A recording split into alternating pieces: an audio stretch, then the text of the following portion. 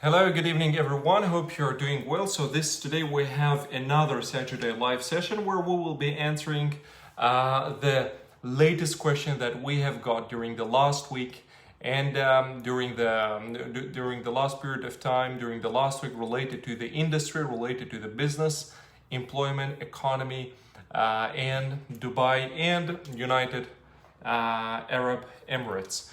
We have received a certain question, and as usual, as per tradition of our live stream, we are answering only a certain number of questions, which are usually 10 questions, which we have filtered before during the week when a lot of people ask us different questions. So during this week, we filtered this question, and on Saturday, we try to answer all of these questions. And today we will be answering these all 10 questions. Most of these questions related to the real estate industry. It's related to just the professional life of employees. It's related to economy and Dubai and the United Arab Emirates in general. And of course, there are some certain situations that had happened during the last week, and we try to answer and to give this knowledge, to share this experience with the audience. Okay. So the first question I'd like to read now is, sorry, how to conduct more transactions. Hello, Yasser wa Alexam, thank you very much. So we have got a question, how to conduct more transaction, which is right now in current market situation. So, first of all, by speaking to different real estate companies owners and different other companies owners, myself having a company, what I have understood mainly is that now all the clients that you're having right now, they are mainly 90%, or even I would say 95%, they are genuine buyers. They are genuine clients, because now this is not the time for the window shoppers. This is not the time. If someone is not really interested in your product, this is not the time that he will waste his valuable time, and he will waste your time just watching, seeing different options. Right now, the leads are really, really genuine. This I experience myself, and a lot of other my friends, company owners, they tell me the same, and they're doing transactions. So to answer the question, how to conduct more transaction, first of all, I would say really take care of your leads. Really take care of your leads. Don't have a certain prejudice. Don't have a certain bias that your leads are not the real clients, because so many salespeople, they think he's a time waster, or he's not a real client, he's not a real lead, he's just only the time waster. So don't do this, guys, at all. Don't do this. For example, I had one salesperson working with me. I think it was 2017. Yeah, it was 2017 and the salesperson, she was a European lady and she was new in the industry. And I remember she took, I think, around 1 month to close her first deal. And when she closed the first deal, her feedback was, I never expected that this client would buy this property. I never expected that this client would take a property. And you won't believe, she had two clients. The client that she was sure, like 100% damn sure that this client is going to take the product to buy the property, he didn't take it. But the client who was not even looking like a buyer, he was a genuine buyer, and it took for her a certain efforts to convert this deal. So what happened is, so many salespeople, they just start realizing and thinking that, he's a time waster, he's not a real buyer, he's not a real client, he doesn't want to buy anything. But this is how you think, because you can never judge, you can never guess just the way the person looks. You can never say that this is a real buyer and he's not a real client. You can never do this, because some people, they might be looking so good, they might be looking so expensive, wearing all these brands, and they will literally not buy anything from you.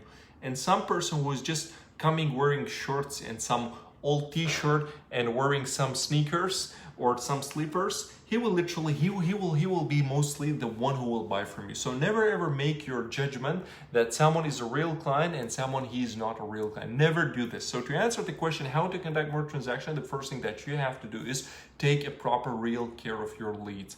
Literally follow up. I know, guys, what happens.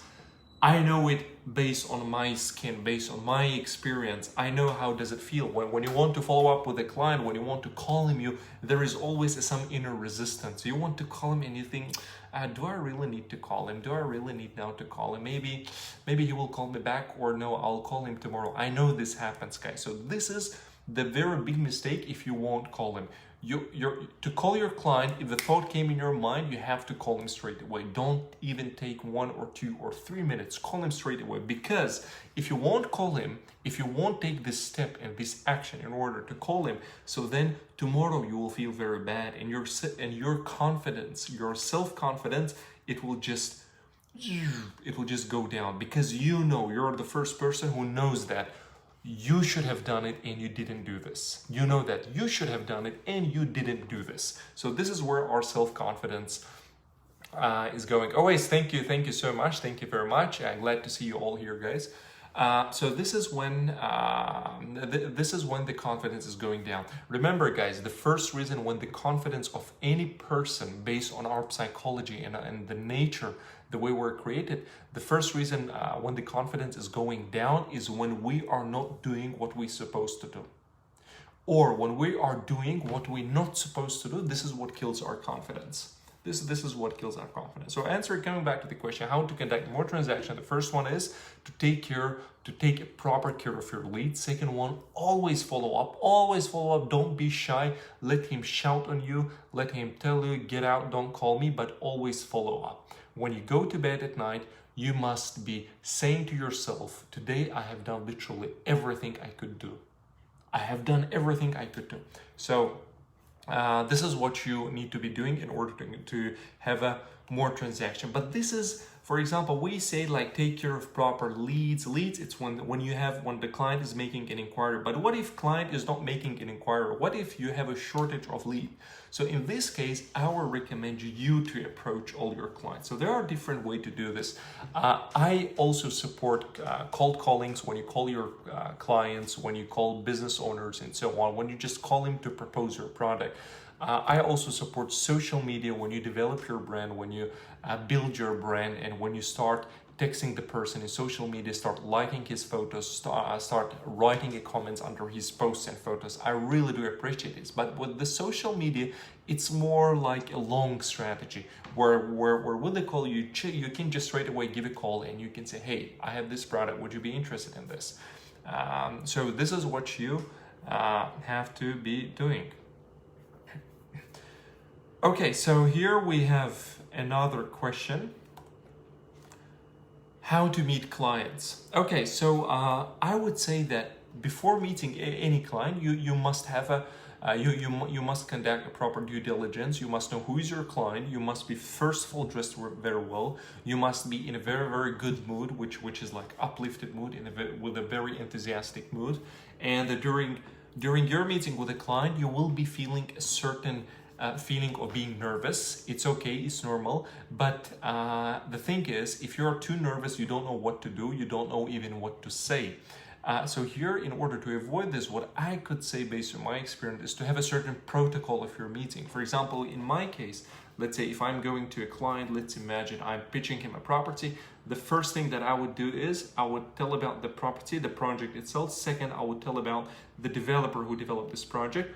Third, I will tell about location and all the amenities of this project. Fourth, I will show him all the photos. And fifth one, I will give him all the reasons, at least 20 reasons why Dubai, why he should buy a property in Dubai. This is what I would do, and this works very well. So whenever, for example, you're going for a meeting with a client, you have a certain protocol, 1, 2, 3, 4, 5, 6, 7 that you need to speak about, and you just go to him. You might be nervous, you might be feeling nervous, but you're just stupidly following your protocol, and you won't believe it works. So this is what I would advise about the meeting clients. Okay, so here is another question which I already answered with a very short video. It is how to stay active Okay, staying active. Some people, they are think that in order to be active, you must be born with this desire always to be active. Or if you see someone who is doing sports, or who is, for example, martial arts fighter, or who is a very successful sportsman, you think that he's born like this. No, he's not born like this. Everyone, including me, first of all, we always feel laziness. We'll always feel when we don't want to do something. It is normal. And there is nobody on this earth that never felt laziness. And there is nobody on the earth that is always active, positive. No, there is nobody. It's all about, would you do it or not? For example, literally, I think I'm a super lazy person, but it's all about how you overcome it. For example, let's say today is my day. It was 5 a.m. I woke up. It was very hard for me. Maybe during first 1 or 2 hours, I literally wanted to sleep a lot. But what I have done, I just took a coffee. I just took a coffee in order to do not get do not get switched off. Then I took a very strong tea in order to be in the mood. Then immediately I just set working. So I was thinking that afternoon time I will get switched off, at least for the 1 hour. But it's all about, if you want to be active, you should be someone who is like pushing a wall. Wall is you, so you need to push your alter ego in order to be active. There is no one who enjoys doing this. There is no one who always wants to do sports. There is nobody who always wants to do a certain physical exercise. So it's all about that. There is only one variable. It is your willpower. If you have a willpower, if you push yourself, if you tell, God damn, I'm going to kill you, you say it to your lazy alter ego, so it's going to work out. So the only way for you to stay active, you just need to be active in every single small aspects. For example, let me give you the clearance, being active in every single small aspect. Let's imagine you're sitting at your home. You're sitting on the couch. And let's imagine you have a thought, oh, I would like to have a glass of water. But then you look at the glass of water and you understand, no, let it be, no. Once I will stand up after half an hour, then I will go and take this glass of water. So this is where your laziness is growing. This is where your being activeness is getting killed. So in these aspects, when you feel that you have to do, you just need to do it. Don't give it a chance. Don't give it a chance. Just literally do it. Even if it's a glass of water, even if it's making a tea, even if it's changing a cloth, even if it's whatever it is, just do it. Because the laziness comes from very small aspects. So this is where the laziness gets born. In every single small aspect, you just need, literally, you need to do it. You just need to do whatever it is. Okay.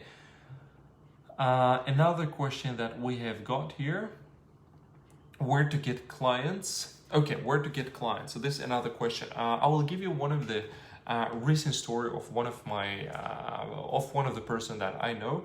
The person, she is working in this sales of the real estate industry. And what happened is, guys, she just, after going for a meeting with the property owner, she just came back and she published a post on social media, on Facebook, and someone that she doesn't know him properly. She knows that there is someone with this name, one of her online friend, and he texted her, can you give me more details about this? She said, yeah, sure, I can give you. So she called him and she gave the details. And the person said, you know, I literally want to buy something similar, but not exactly this one, but I want to buy something similar. And she said, let's have a meeting.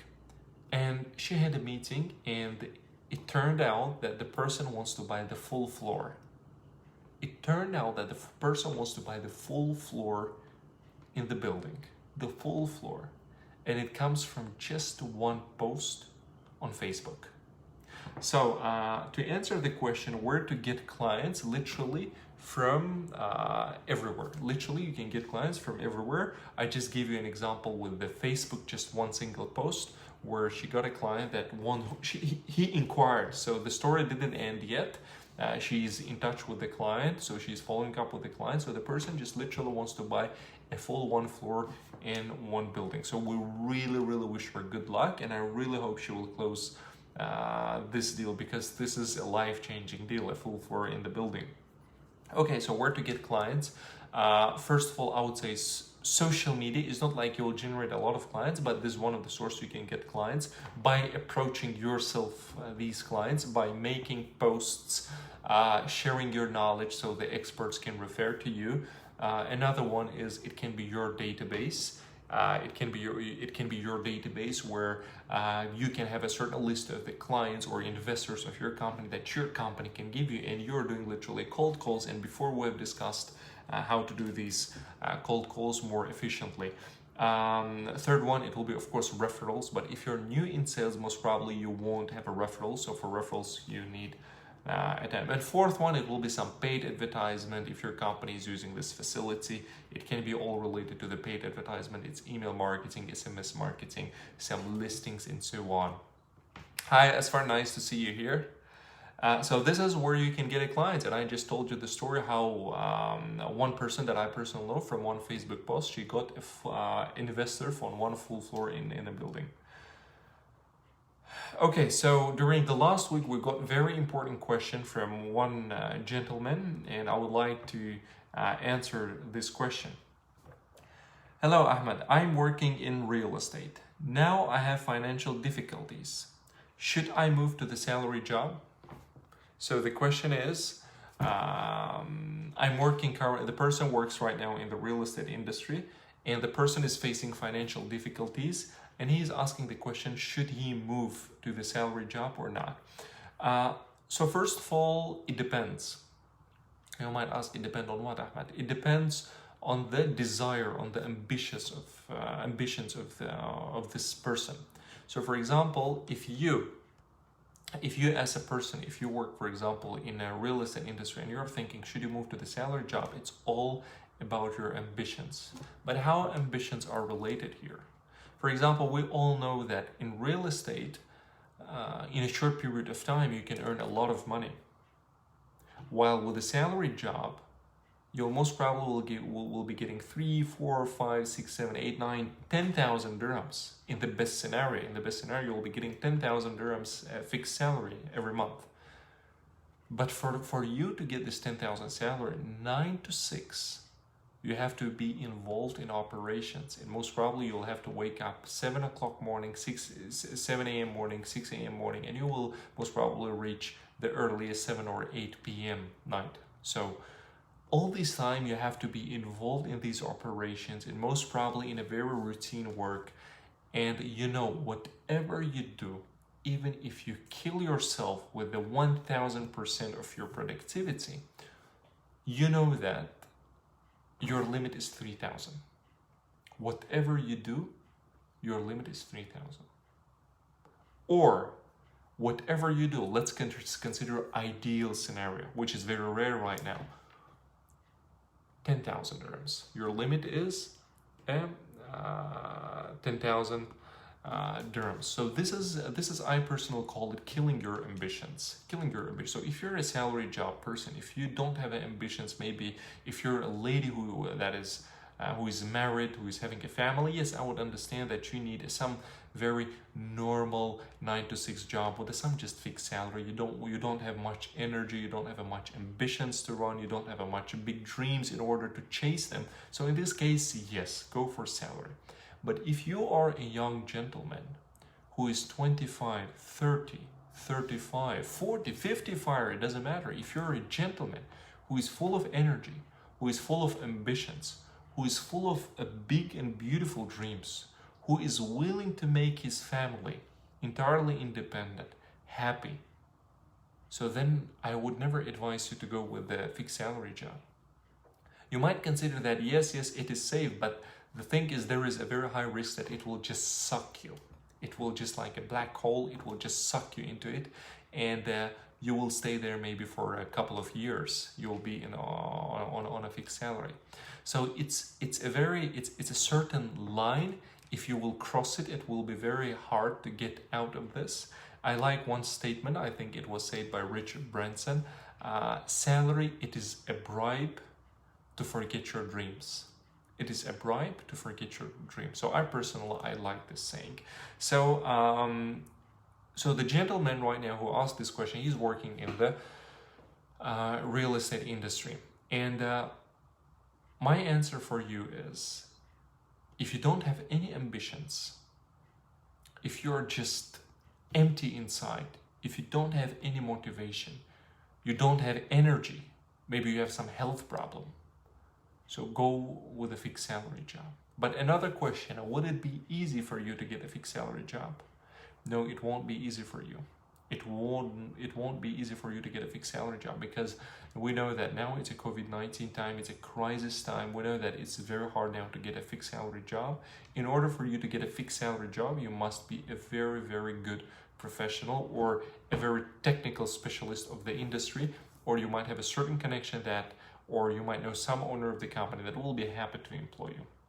So answering your question, there are still people who are conducting a lot of transactions. There are still people who are earning a lot of money right now working in the real estate industry. So my advice for you is, and you're a young gentleman, stick to the real estate industry. Believe in yourself. Make sure that every single step you do it at the highest possible quality level, and you deliver amazing service, and I guarantee you success. If every single step you have taken it properly, you have taken it with a proper and a good intention, and you literally have delivered the excellent work, so I guarantee you will have a success. And first of all, keep in mind that you are the judge of yourself, and be fair when you judge yourself.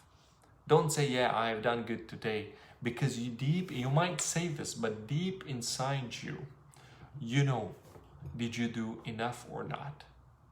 But you might ask a question, Ahmed, how do I know? Do I do enough or not?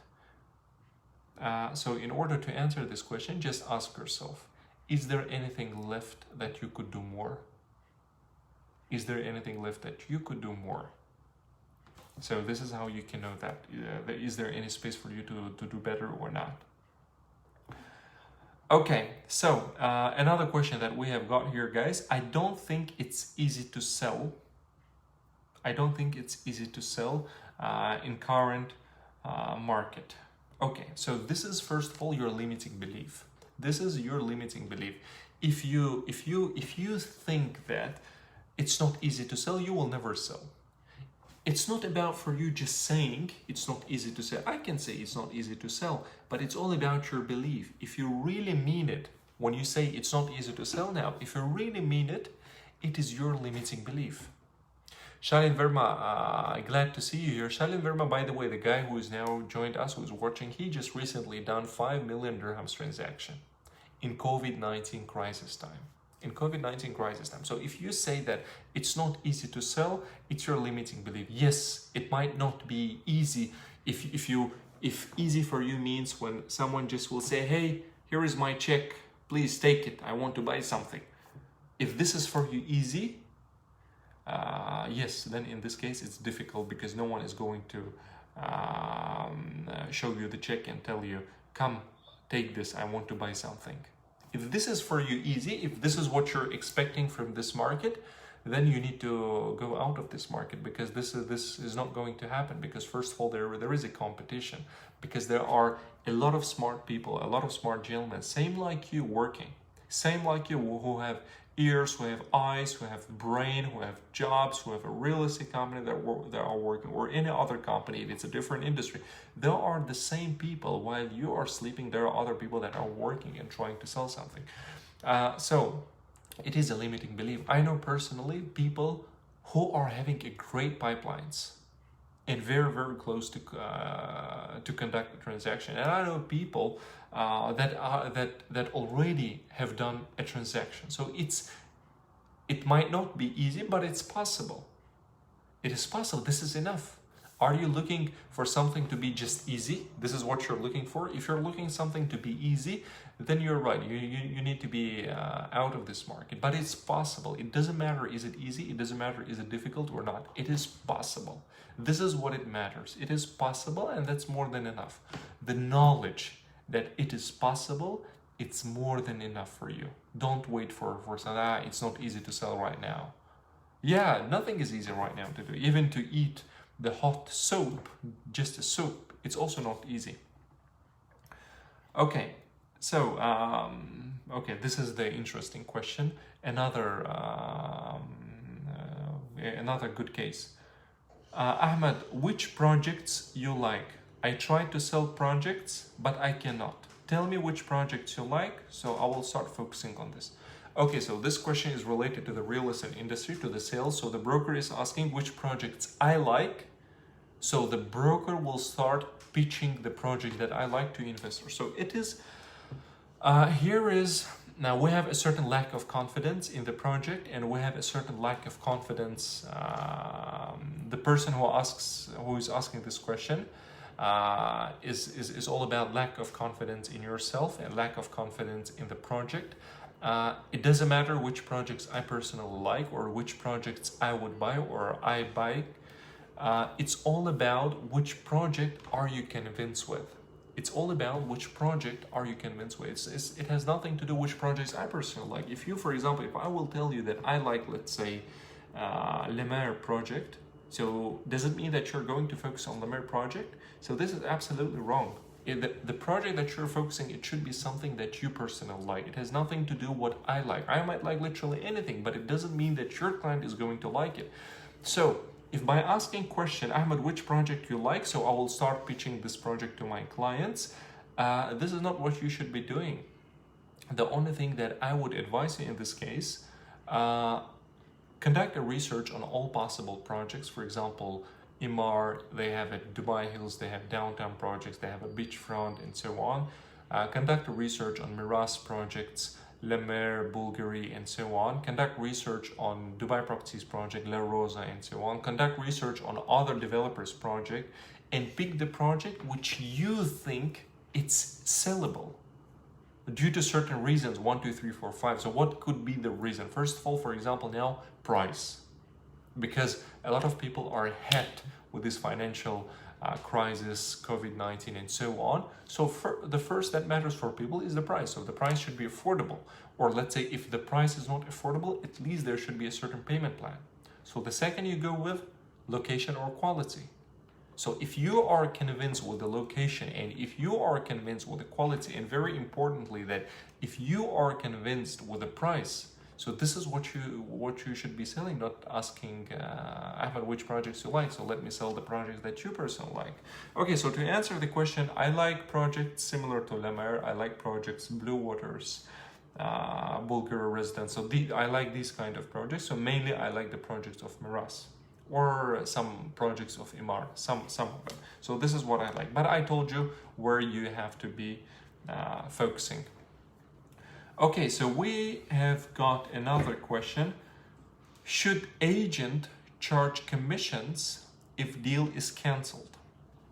Okay, so if deal is cancelled, should agent charge a commission? So it all depends what agent has done. If, for example, if you're the salesperson, you have provided all the service, you have done the extremely amazing work, you have delivered the product, you have done literally everything, and then either one of the parties, let's say either property owner or the tenant or the buyer, if they back out from the deal themselves without having a proper reason, so then in this case the agent should keep the commissions. The agent should keep the commission because he has delivered the best. He has delivered all what he could deliver. He has done all the work that was related to him. So in this case, agent should keep the commission. To answer this question, if the agent has done all the work that's necessary from him, so then he will be keeping his commissions. So another question that we got, I strongly believe I'll be successful in future life. Is it right? Okay, so you strongly believe that you'll be successful in your life. Is it right? First of all, the very important thing, which is, I would say, maybe 50 or 60% of your success is that you believe that you will be successful. So this is 50 or 60% of the progress, that you really believe you will be successful. So the remaining 40%, I would say, don't just sit and expect you to be successful. Every single day, be at least one step closer to your success. So how to do this? Ask yourself where I want to be. For example, you want to open a coffee shop after 5 years. And today, what you can do, let's say you're a receptionist who wants to open after 5 years a coffee shop. So what you can do is, literally today, right now, which is the 30th of May, you can read how to open a coffee shop. Tomorrow, you can do a research, how much money do you need to open a coffee shop. Day after tomorrow, you can develop a logo. Then after, you can develop the business concept, how your coffee shop is going to look like. So this is what you have to do every single day. You have to be one step closer. And another question that we got, and this will be the last question, how to drive my business up. So this is most probably the question is asked by the business owner. So for you, in order to drive your business up, I would say that on the very fundamental level, you must have all the processes developed properly. So either if it's a sales, either if it's something operational. So what does it mean to develop a process correctly? So any business, it's a kind of machine, it's a kind of factory that starts from here and ends here. So when it reaches here, it produces some profit. So there is an entire chain of this profit generation. So every single chain element of this, it should be developed properly. It should be less time consuming. It should be very customer oriented. So every single step, customer should feel happy. Every single step, every single chain element of the chain, it should be customer oriented. And in order to reduce the time consumption, and in order, I would say, to save your cost. If you optimize it and try to make less elements in your business chain, the lesser you have elements, the faster the process is. So it's the small conveyor, production conveyor. So this, I would say, so this is what you have to do. And very importantly, you have to focus on sales. And while you're focusing on sales, you have to be customer oriented. If you are not customer oriented, I don't believe in success of any company if the company is not oriented on customers' success and customers' happiness. Thank you guys, thank you very much. So we answered all 10 questions and we try to do not make it very long. We're just trying to make it half an hour, quick answer to all possible questions during a week. So thank you so much guys. I wish you all to stay safe. So tomorrow is the beginning of the week. Put a goal for yourself. My advice for you, take a paper and pen, write down your goal for a week. Let's every day start working on it. Thank you very much guys. Stay safe. Bye bye.